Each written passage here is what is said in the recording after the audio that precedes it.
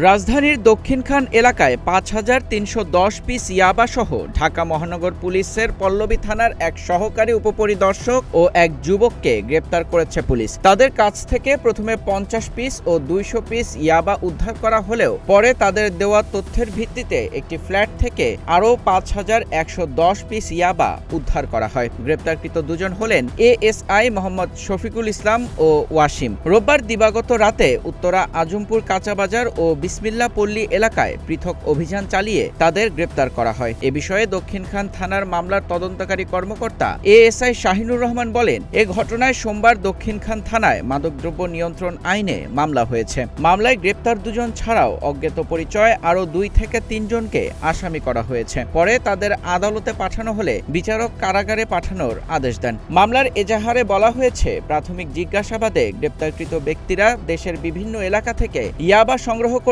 দক্ষিণখান সহ আশপাশের এলাকায় বিক্রির কথা স্বীকার করেছেন।